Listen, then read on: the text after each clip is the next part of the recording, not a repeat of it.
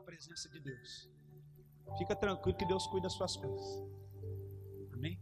Não há ninguém mais importante do que Ele. Queridos, eu estava orando essa semana e Deus falou comigo sobre incredulidade. Nós temos vivido dias de descrença. As pessoas não acreditam mais em cura.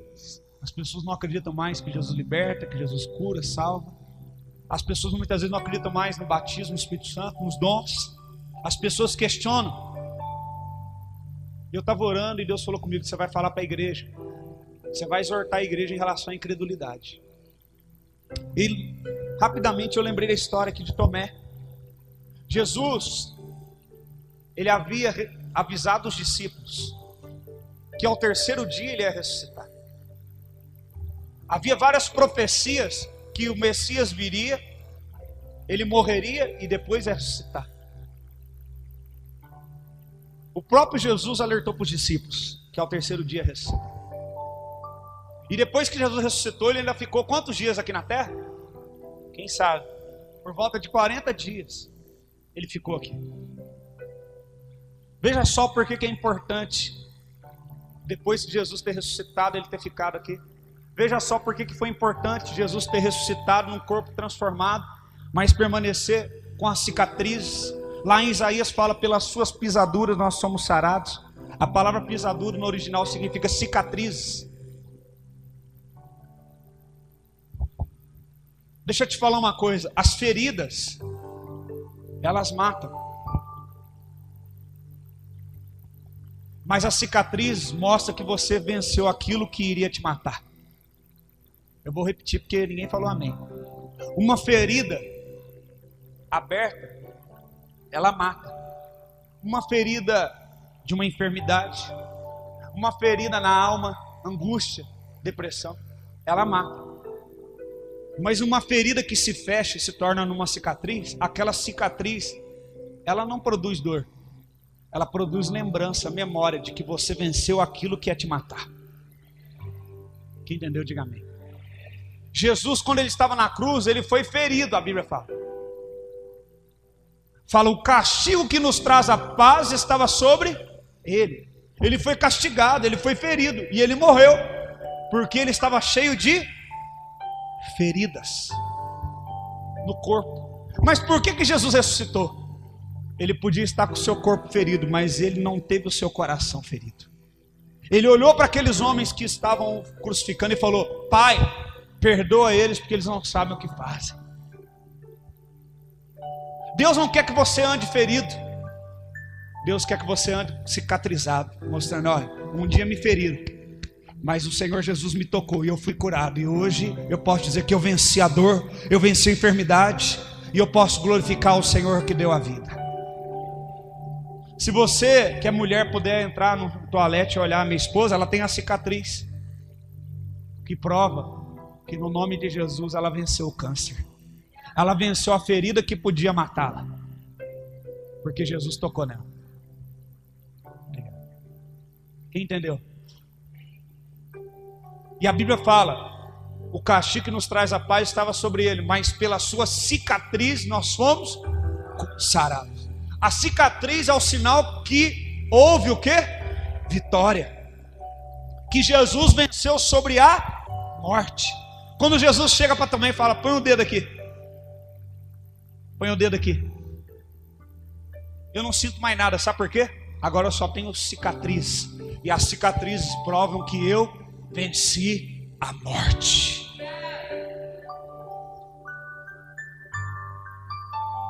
Quem entendeu, diga amém. E ele falou: se eu venci o mundo, vocês também podem vencer. O mundo vai cuspir em você, querido. O mundo vai querer ferir você. O mundo vai querer matar a sua fé. E quando eu falo mundo, eu não falo só fora dessas quatro paredes, porque tem muito sistema diabólico mundano entrando dentro de denominações. Mas Jesus venceu a oposição dos fariseus. Ele venceu o sistema tradicional da época. Ele não estava nem ferido aqui e nem aqui. Ele só tinha cicatriz. As cicatrizes permaneceram para provar que ele venceu. Tanto é que Tomé questionou, falou: eu só vou acreditar se eu tocar nas suas cicatrizes. cicatriz. Ele foi ferido aqui e aqui, aqui. Eu quero colocar a mão lá e ver. E muitas vezes nós interpretamos Tomé de uma forma errada. Mas eu quero refrescar sua memória que o único discípulo que virou quando Jesus estava sofrendo oposição, e Jesus falou: nós vamos para lá. Não, o povo lá quer matar o Senhor. Os discípulos ficou tudo quietinho. Tomé virou e falou assim: vamos nós juntamente com ele, para nós morrer junto com ele. Foi o único que falou isso. Ninguém falou.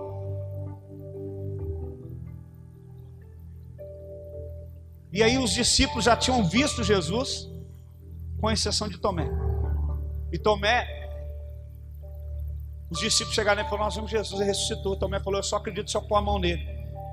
Tem gente, querido, que está tão decepcionado com tanta coisa, tão ferido, que ele não acredita pelo que os outros falam. Ele precisa o quê? Ter a experiência dele com Deus. Jesus não negou isso a Tomé. Talvez você fale assim, os outros falam: não, mas Deus está fazendo isso, Deus está operando. Não, mas eu estou desanimado de igreja, as coisas estão difíceis, eu estou meio desanimado, essas igrejas só querem saber de dinheiro e tal. Não, mas lá em tal lugar Deus está operando. Ah, mas eu só acredito se... Então, querido, eu profetizo que nesses dias o Senhor vai se manifestar para você, para que você saiba que ainda tem mais de 7 mil que não se dobraram diante de Baal, que há homens e mulheres segundo o coração de Deus, porque a única coisa materializada na terra que impede de se extinguir a palavra, sabe o que é? Testemunho. Jesus falou para os discípulos: não saia daqui. Ele ressuscitado já, fica aqui, até que venha sobre vós o Espírito que vai vos revestir. Fala comigo, revestir. É que eu não tenho tempo, essa pregação é comprida, então eu estou resumindo aqui, porque já é 11h25. Jesus, ele veio e ele nos vestiu. Quando o homem estava lá no Éden, ele pecou, ele viu que ele estava nu. Daí o Senhor viu, foi lá, sacrificou um animal e os vestiu. Aquilo lá era uma analogia de quê? Alguém já tinha morrido alguma vez na terra? Não. Aquilo seria uma analogia de que Cristo, o Cordeiro de Deus que tira o pecado do mundo, teria que morrer para vestir o homem, porque o homem estava descoberto. O pecado expôs o homem diante de Deus, então separou o homem de Deus. Então quando Jesus veio e morreu na cruz, ele fez o quê? Ele vestiu o homem de graça, o sangue. O sacerdote pegava o sangue do animal, dava umas aspergidas assim, ó. Você chegava na sua casa naquela época, você ia com a roupa branca para a igreja, chegava com umas gotinhas de sangue, sua família falava: ah, o sangue.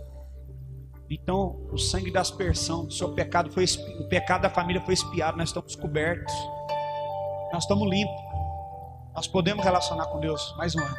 Mas quando Jesus veio, ele deu cada gota de sangue, porque ele vestiu você inteirinho de sangue.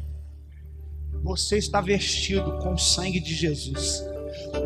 Nenhuma enfermidade, nenhuma doença, nenhum pecado, nenhum demônio poderá ficar na sua vida. Você foi lavado e remido pelo sangue do Cordeiro. Amém? E aí Jesus fala: eu vesti, agora o Espírito Santo vem para vos revestir. Vai dar uma proteção a mais. Eu estou vestido. Se tivesse frio, eu tinha que estar o quê? Revestido. Quem entendeu? Ele falou: o Espírito Santo vai vir e vai revestir vocês. E quando ele revestir, qual que é a função do Espírito Santo, entre tantos? Revestimento. Por isso que nós não podemos parar no meio do caminho. Nós temos que ter o Deus Pai, o Deus Filho e o Deus Espírito. Porque o Espírito Santo, ele faz o quê? Ele nos reveste. Revestimento é o quê? Proteção. Veja só. Aí Jesus falou assim: vocês não podem sair daqui de Jerusalém sem que antes do alto Espírito Santo venha e revista vocês de poder. E aí vocês vão ser o quê? Minhas, mais alto, testemunhas em Jerusalém, Samaria e até os confins da terra. Espiritualmente falando, por que passou mais de 2000 anos e até hoje tem crente, tem gente que crê em Jesus? Porque isso é uma obra do Espírito que reveste as pessoas para se tornar o quê? E isso espiritualmente materializado na terra, o que impede a extinção da igreja? O que impede a extinção do Evangelho de Cristo na terra? Ter o quê? Testemunhas. Quem aqui hoje está na igreja porque alguém um dia falou de Jesus para você? Levanta sua mão. Você aceitou Jesus porque um dia alguém falou de Jesus para você. Alguém testemunhou de Jesus para você. Então deixa eu te perguntar, para que vamos supor que Jesus não volte agora, eu acho que ele está voltando, mas vamos supor que ele não volte, passe 100 anos, para que o Evangelho de Jesus Cristo não acabe daqui 100 anos, 200 anos, o que precisa? Pessoas revestidas do Espírito Santo que vão o quê? Testemunhar. Ou eu fui lá na igreja, Jesus curou. Eu fui lá na igreja, o Senhor me restaurou, eu senti a presença dele. Querido, vou falar uma coisa, vocês vão concordar comigo. Em nome de Jesus, não me interprete mal não, porque aqui a gente não defende placa de igreja. É muito difícil hoje você entrar numa igreja e sentir a presença de Deus. É verdade ou não é que eu estou falando? Sim ou não? Fala a verdade. As pessoas estão incrédulas, muitas vezes para começar do altar.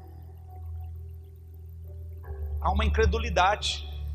E qual que é a ferramenta que o diabo tem tentado usar? A incredulidade. Porque se tiver pessoas incrédulas, não haverão não tendo testemunhas, o evangelho não vai ser mais o quê? Propagado. Quem está entendendo, diga amém. Então quando Jesus chega para Tomé e fala assim, não seja incrédulo, ele não está somente chamando a atenção de Tomé ali como um crente normal. Veja só o que eu estou te falando, presta atenção, você vai entender. Mas Tomé era um dos discípulos que comeu com Jesus, que andou com Jesus, que testemunhou do que Jesus fez, das curas, dos milagres. E Jesus estava terminando os seus dias ali, ele tinha que voltar para o Pai. E quem que ia dar continuidade naquilo lá? Quem que ia testemunhar? Discípulos. Um tinha traído, ficou 11. Então 11 tinha a responsabilidade incumbida de ser testemunha de Jesus aos confins da terra. Se hoje eu e você estamos aqui acreditando em Jesus, foi porque um dia lá atrás, 11, esses 11 saíram e começaram a falar, Jesus fez isso, eu fui testemunha ocular. Eles não foram testemunhas que alguém contou ou sentiu a presença de Deus, eles viram Jesus, eles tocaram o dedo lá. Quem está entendendo? Então era muito importante que essas testemunhas oculares não pudessem ser incrédulas, senão ela poderia colocar em xeque toda a missão de Cristo. Quem está entendendo o que eu estou falando? Então quando Jesus vira aqui para Tomé e fala, você creu porque me viu. Felizes são aqueles que não me viram, mas assim mesmo, parece que Jesus está fazendo o quê? Veja, entenda o que eu estou falando. Deus que falou isso para mim, nunca vi ninguém falando isso. Primeiro, Jesus, ele não deixa de atender o pedido de Tomé. Eu só acredito se ele pôr o dedo, se ele aparecer, que Jesus aparece depois do outro dia. Falou, eu sei todas as coisas, eu sei que você pediu isso, eu não vou te negar isso. Coloca a mão aqui, coloca os dedos aqui. Não seja, aí Jesus alertou para ele, presta atenção Tomé, não seja incrédulo, seja crente. A Bíblia fala que sem fé é impossível agradar a Deus. Por quê? Sem fé você não alcança a salvação. Sem fé você não alcança a cura. Sem fé você não se transforma numa testemunha de Cristo. E aí Jesus falou para Tomé o quê? Seja crente, rapaz, creia. Aí Jesus falou, por quê? Hoje você está tendo a oportunidade de me ver, de me tocar. Mas vão ser felizes, presta atenção, vai ser feliz. Só pode ser feliz aquele que é que é o quê? Triste. O inverso de felicidade é o quê? Tristeza. Vão ser felizes aqueles que não me viram, mas que... Jesus não está fazendo aqui uma separação, falando que a gente é maior que Tomé, não é isso, não. Se você pega um versículo fora de contexto, você faz uma pregação errada. Mas o que eu entendi que Jesus está querendo dizer o quê? Você, como meu discípulo, você tem a responsabilidade de ser testemunho ocular, de ver e declarar isso com firmeza. Se você estiver vacilando, o povo não vai acreditar. Você tem que ter fé, para que aqueles que não me viram, daqui muitos anos não me viram, não tiveram o privilégio de me ver, sejam felizes e creiam, mesmo não vendo, crendo no seu testemunho. Jesus aqui estava chamando Tomé para a sua missão. Você está entendendo o que eu estou falando? Quem está entendendo, sim ou não? Se Tomé aqui não acreditasse, como que ele ia ser uma testemunha eficaz? E se ele que viu Jesus não acreditasse, como que eu vou acreditar? Quem entendeu? Então Jesus estava falando para ele: olha, você viu, por isso creu. Ainda está tendo dificuldade. Imagina aqueles que não me viram. Eles vão ter que crer através do testemunho de vocês. Eu preciso que vocês eliminem a incredulidade do coração de vocês. E hoje o que está acontecendo? Muitas pessoas estão aqui dentro que têm mais tempo de cristianismo, que caminham com Jesus já há algum tempo, que são discípulos, já viram tantas coisas. Tem gente aqui que já viu o aleijado andar. Tem gente que já viu Jesus batizando o Espírito Santo.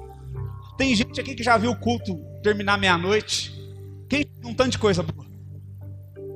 Mas hoje essas pessoas que viram tudo isso, que tem mais tempo de igreja, que deveria ser o sustentáculo da fé, de testemunhar para os jovens: olha, eu vi o Senhor, eu vi o que Deus fez. Creia que tem essa responsabilidade como Tomé. São os que estão sendo mais incrédulos. Quem está entendendo? Os mais velhos, os mais experimentados da fé, que deveriam ser os que têm mais fé para passar: olha, você está chegando na igreja agora, eu já vi Deus fazendo isso. Você vai ver Deus vai fazer na sua vida também. E o Luan levantar: meu Deus do céu, eu quero isso na minha vida também. Essa geração mais antiga tem a responsabilidade de transferir o seu testemunho do que os seus olhos viram para essa nova geração. Senão nós vamos ter uma geração mirrada, fraca espiritualmente. Quem está entendendo? É muito sério isso. Veja que a incredulidade tira-nos do propósito. Tomé estava saindo do propósito. Jesus falou: rapaz, presta atenção, você é meu discípulo, eu comi com você, eu andei com você, estou aqui ressuscitado. Se você não acreditar, como é que os outros vão acreditar? Essa geração aqui não vai passar de 70 anos. Esse povo vai morrer. A próxima geração, como é que vai acreditar daqui a 100 anos que Jesus um dia veio e morreu? Se você que está acreditando. Mas eles são felizes se eles crerem sem ver. E para eles crerem sem ver, eles precisam do testemunho de quem viu. Quem entendeu? Você que é discípulo de Jesus, que já tem uma caminhada a mais com Ele, Deus quer que você testemunhe aquilo que você viu. Deus quer que você mantenha sua fé viva, longe da incredulidade.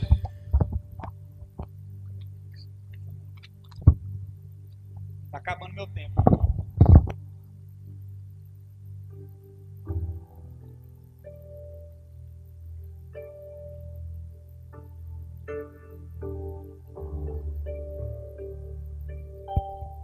Brincadeira.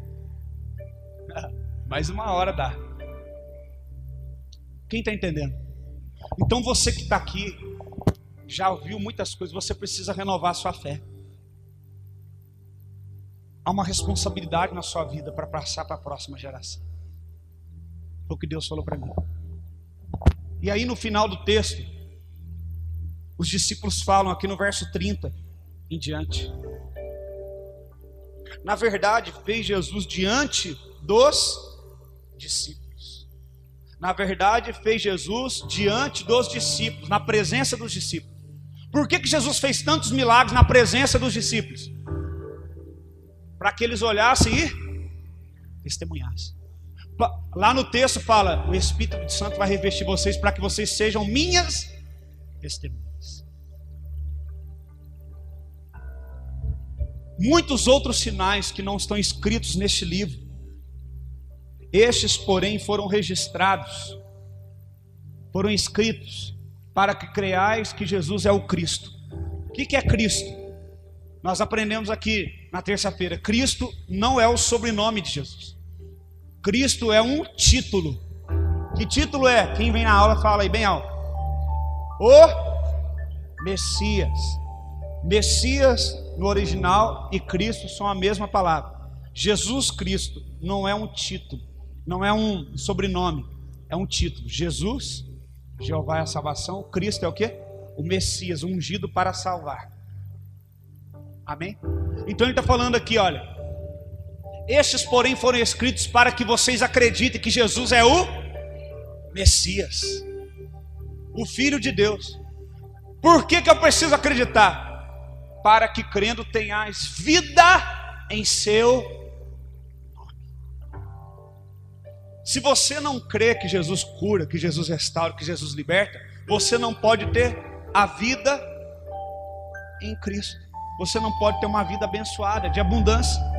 Jesus falou: eu vim para que vocês tenham vida, e vida em abundância. Os seus familiares, os seus filhos, as pessoas que estão perto de você vão ter uma vida transformada quando você começar a testemunhar aquilo que você já viu. Deixa eu falar uma coisa para você. Hoje, para os católicos, é domingo de Ramos. Por quê? É o dia que Jesus está no burrinho, entrando em Jerusalém. E eles cortaram ramos e deitaram e falaram o quê? Hosana, Hosana, reconhecendo ele como Messias.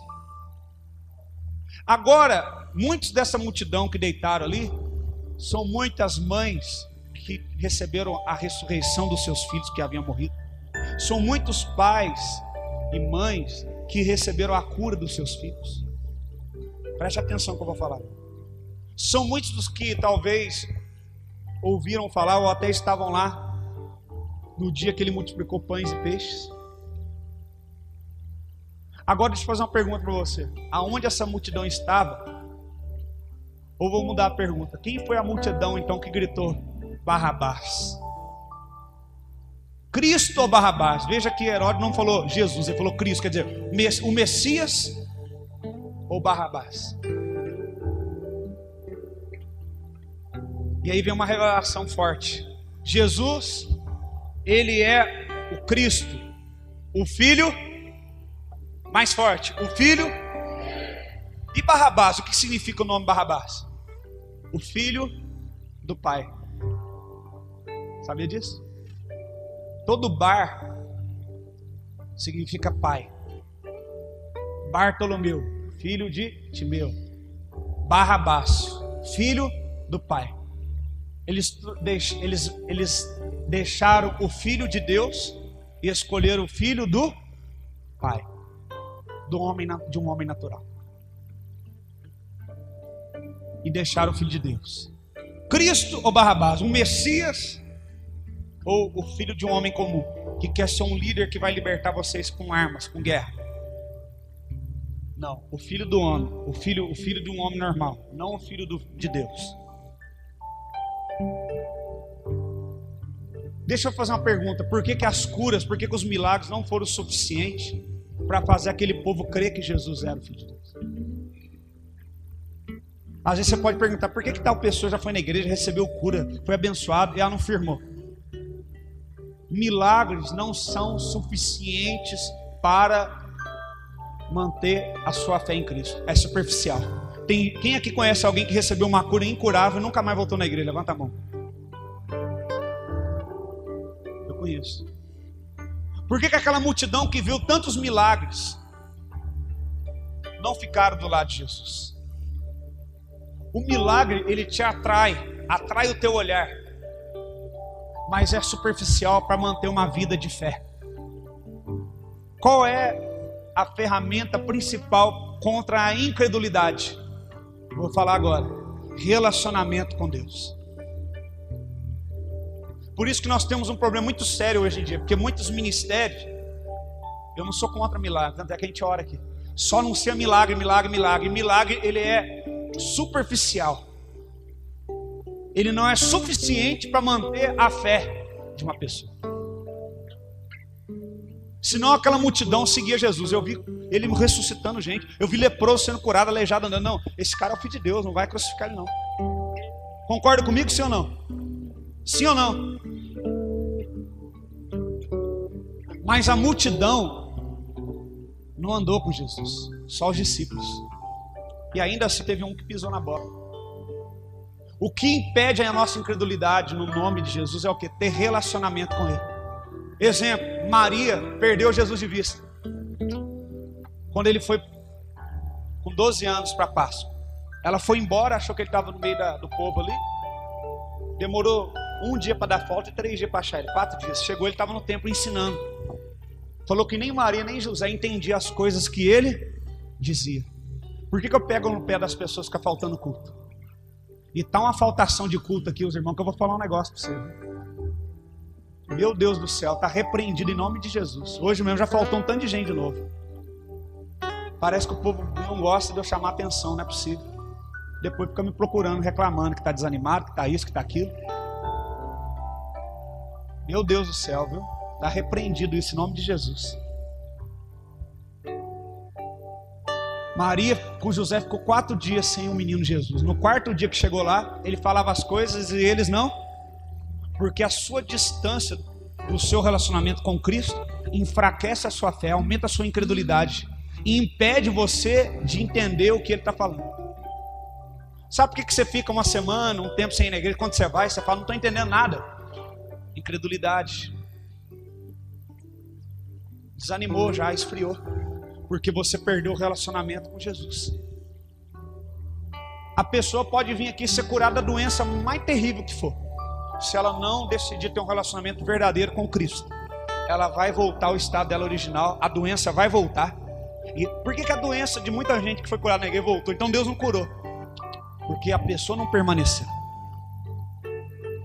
Ela perdeu a fé dela. Ela recebeu uma cura que era incurável pela medicina. Só pela fé. E quando se perde a fé, também se perdeu a cura. Quem está entendendo antigamente? Os milagres não impediram aquelas pessoas de duvidar de Cristo. Ah, mas se Jesus ele fizesse um milagre muito grande nessa igreja, eu ia acreditar que ele está nesse mundo. Nem assim você ia acreditar. Você não ia. Você ia questionar. Eu tenho certeza que tem gente que está aqui, que já viu cura aqui dentro, que já questionou. Tenho certeza, gente que congrega aqui. Ah, mas será mesmo? Ah, não sei não. Tenho certeza absoluta disso. Por quê? É comum do ser humano. Todo mundo aqui tem incredulidade correndo nas veias. Só que você pode decidir não ser um incrédulo. Como Jesus falou para Tomé, rapaz, seja crente. Toca em mim. Você só pode tocar em alguém que você tem o quê? Intimidade. Por isso que antes de tocar nos irmãos eu pedi, com licença, eu posso tocar em vocês? Porque eu ainda não tenho intimidade com eles, estou conhecendo agora. Você só toca em quem você tem intimidade. Jesus está convidando que entra na minha intimidade, participa comigo. Porque a única defesa contra a incredulidade é o que? Intimidade. Por isso que Jesus investiu mais de 3 anos em 12, comendo, bebendo, dormindo, porque ele sabia que as curas não seriam suficientes. Por isso que ele, quando ele curava alguém, falava assim em alguns casos, não comenta nada com ninguém não, fica em office aí, não fala nada não, porque ele sabia que milagre não segura ninguém na presença de Deus. O que mantém uma pessoa crente firme na presença de Deus é relacionamento com Deus. Estou terminando já. Certa vez pediram um sinal para Jesus. Marcos 9:19.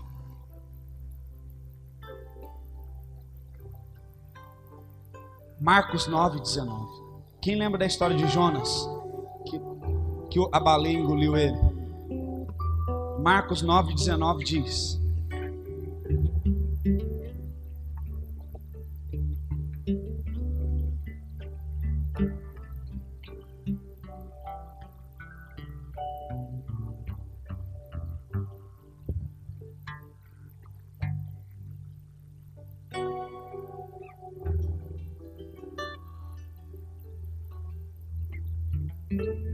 Quem achou, diga amém.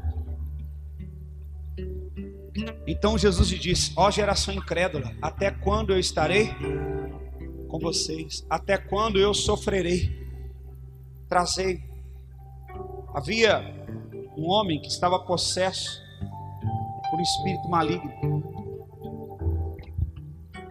E as pessoas ficam em dúvida que Jesus podia fazer aquilo. Jesus, ele sondou o coração dele e falou: ô geração incrédula, até quando eu vou sofrer? A incredulidade incomoda Deus. Mateus capítulo 16, verso 4.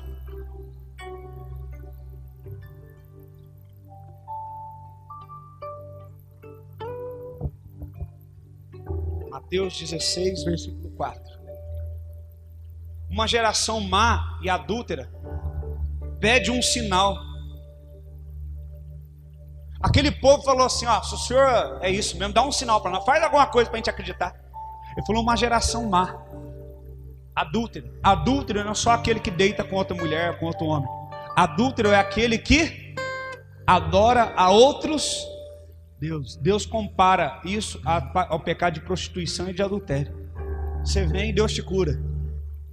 Aí na hora que Deus te cura, você fala que é outra coisa que te curou. Aí ele fala: uma geração adúltera e má me pede um sinal, e nenhum sinal lhe será dado, senão o de Jonas. E deixando eles, o retirou. Do que Jesus estava falando? Jonas ficou quantos dias dentro do peixe? Depois desses 3 dias que Jonas ficou no peixe, ele voltou à terra firme. E ele foi na cidade que era Nínive e anunciou o quê? Salvação, a misericórdia de Deus. Jesus, ele ficou 3 dias ao quê? Debaixo das extremidades da... Depois no 4º dia ele ressuscitou, trazendo o quê? Uma mensagem de salvação. Quando Jesus fala: ó, nenhum sinal vai ser dado a vocês.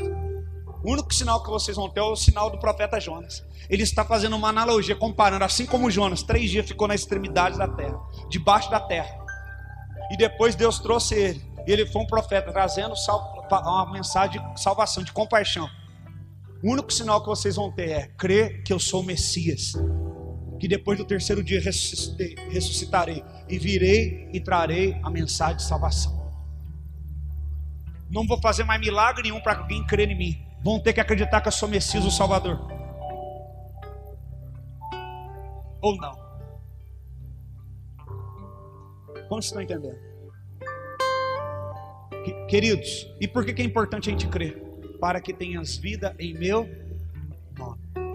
Só é possível ter uma vida abençoada através do poder do nome de Jesus. Todo mundo aqui já tem um decreto sobre a sua vida. Deixa eu te falar um negócio para você. Ninguém vai para o inferno. Fala para o seu irmão: ninguém vai para o inferno. Por quê? Porque a gente sai de lá. Aqui todo mundo já tinha uma condenação de ir para o inferno. Quando eu reconheço o Senhor como meu Salvador, Ele me tira dessa condenação. É como se todo mundo aqui tivesse preso debaixo de um decreto que está condenado, é pecador.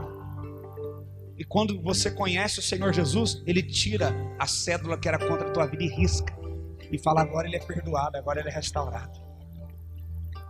Então ninguém vai para o inferno, é tirado de lá. Todos nós aqui já estavam condenados, cara. Sobre todos nós estava o peso do pecado. Todos nós aqui correm na nossa veia a incredulidade. Por isso todos nós precisamos ter relacionamento com Deus. Você não pode se firmar naquilo que você viu aqui hoje somente, ou naquilo que eu falo. Você precisa ter intimidade com Deus.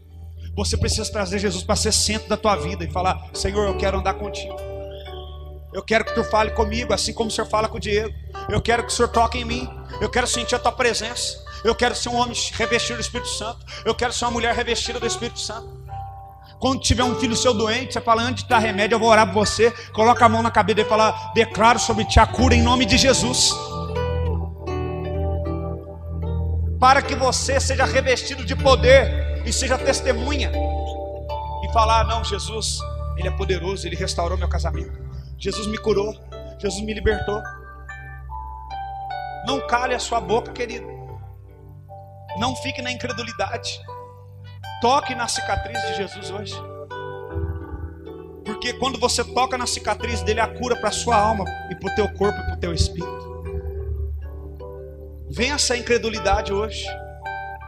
Em nome de Jesus. Fala comigo, em nome de Jesus. Eu quero vencer a incredulidade. 1 João 1:1 diz, Epístola de 1 João 1:1, diz aqui, o apóstolo João fala, o que desde o princípio, o que era desde o princípio, o que temos ouvido, o que temos visto com nossos próprios olhos, o que contemplamos e as nossas mãos apalparam com respeito ao verbo da vida. João falou, eu coloquei a mão, eu vi, ele está vivo.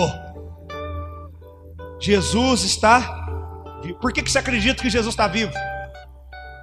Porque os discípulos falaram e escreveram isso. 1 Pedro 1:8 diz,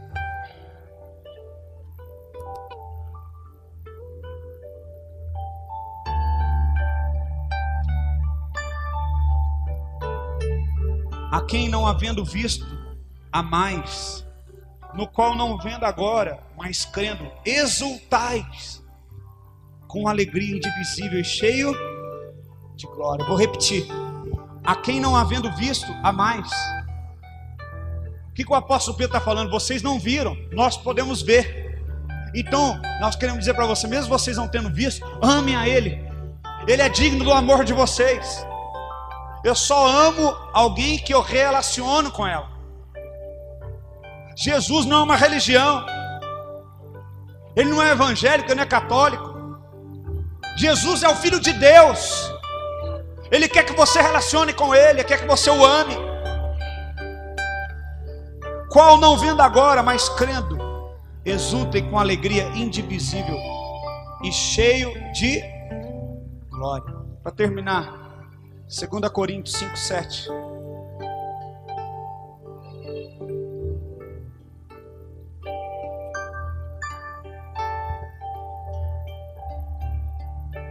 Coríntios 5:7 diz, visto que andamos por fé e não por aquilo que vemos. Olha para o teu irmão e fala assim, você deve andar por fé e não por aquilo que os seus olhos veem. A fé, ela faz você mover da condição que você está. Nós andamos por fé. A Bíblia fala lá em Lucas capítulo 2 que Simeão recebeu do Espírito Santo uma revelação que não morreria sem antes ver o Salvador. E o próprio Espírito Santo o moveu para ir ao templo e lá ele viu o Salvador. Eu vou só repetir algo que eu falei aqui na quinta-feira. Você tem que viver debaixo de uma revelação. Você não deve ser escravo do que você sente nem do que você vê. Você tem que estar debaixo de uma revelação de Deus para a tua vida, porque essa revelação vai mover você da condição que você está agora para a condição que Deus tem para você. Tem muitas pessoas doentes, tem muitas pessoas abatidas, tem muitas pessoas vivendo uma vida ruim porque estão vivendo fora do centro da vontade de Deus. Deus quer te atrair para a vontade dele, para o propósito dele. Fecha os seus olhos, curva a sua cabeça, eu quero orar por você. Mais uma vez. Você que está desanimado, você que está abatido, fecha os teus olhos naturais e pede para Deus, eu quero abrir meus olhos espirituais.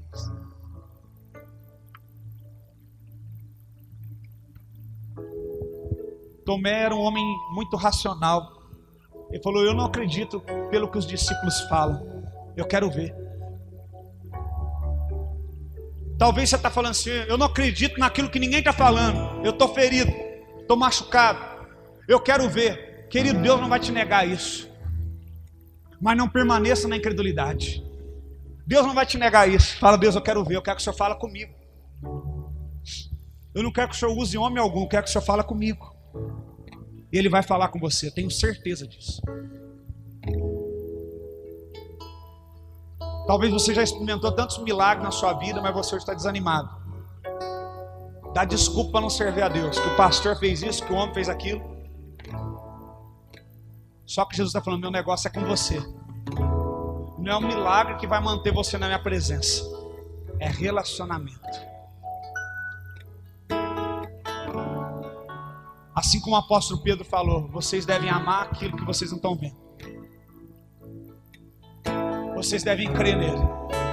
E os apóstolos falaram, se nós pudéssemos escrever tudo que a gente viu, dando ênfase que ele é poderoso, não é caber num livro, porque ele fez muita coisa que a gente viu.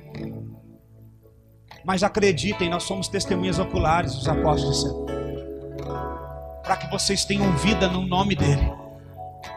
Meu irmão, Deus não quer que você tenha essa vida miserável que você está tendo. Ele quer que você tenha vida em abundância no nome dele. Para isso você precisa crer. Se necessário for, como Tomé, toca na cicatriz dele para você ser curado. Fala, Senhor, eu quero tocar em ti. Eu quero a tua presença na minha vida. Fala comigo, Espírito Santo. Fala com a tua igreja, Espírito de Deus. Restaura, Senhor, aqueles irmãos que estão há tanto tempo te servindo e estão abatidos. Deus, reveste eles com o teu poder para que eles sejam testemunhas daquilo que eles já viram um dia, para que essa nova geração também tenha fome e sede de te buscar. A igreja está precisando de uma restauração, de um renovo, Senhor. Desde os mais velhos aos mais novos. Há uma responsabilidade muito grande sobre os mais velhos, de renovarem a sua fé para que sejam testemunhas, que o Senhor cura, que o Senhor batiza, que o Senhor salva, que o Senhor transforma o pecador. Faz isso nesta manhã, Jesus. Eu te louvo, Senhor, pelas curas que o Senhor fez hoje aqui. Eu te louvo, Senhor, pela libertação, pelas restaurações. Obrigado, Jesus. Mas nós sabemos que isso é só para atrair nossos olhos para ti, para nós termos um relacionamento contigo, e não para nós ficar baseando a nossa fé em milagres somente. Porque a mesma multidão que te recebeu naquele domingo te crucificou depois. Foi ingrata.